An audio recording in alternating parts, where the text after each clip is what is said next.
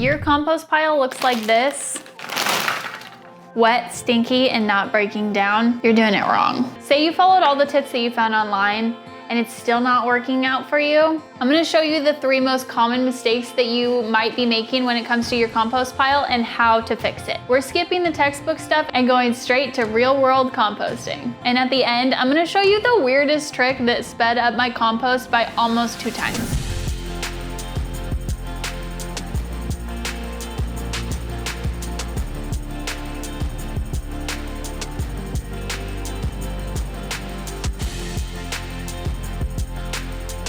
Let's start simple. Your compost bin needs 3 things: greens, browns, and airflow.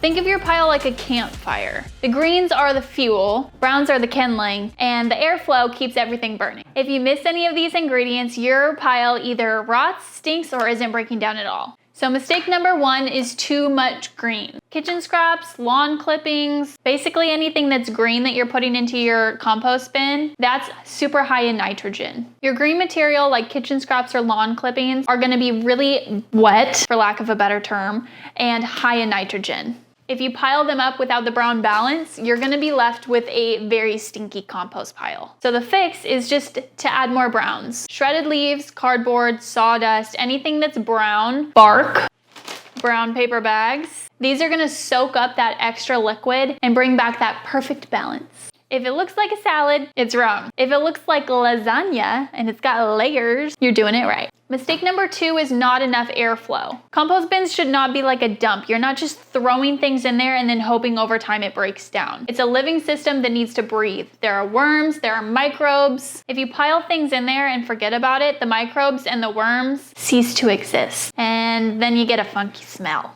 You don't have to turn it every single day if you do have a compost bin that turns like one of those barrels, but you do need some sort of structure. Toss in sticks, make channels with your hands, or use a compost aerator, like this.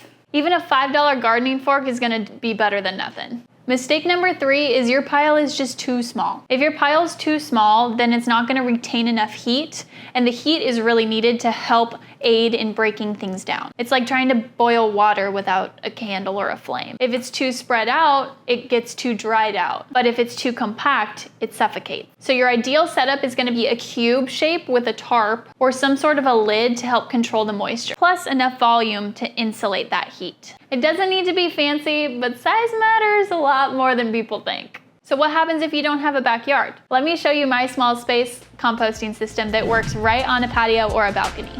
And the bonus trick that I promised, compost pre-chopping.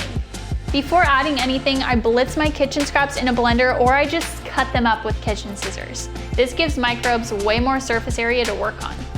I tested it side by side and my chopped up pile finished almost twice as fast as a pile where I just throw things in without chopping it up first.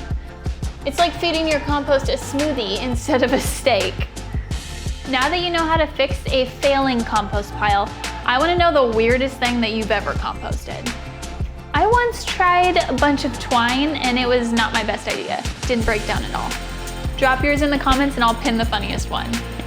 Happy composting and happy gardening.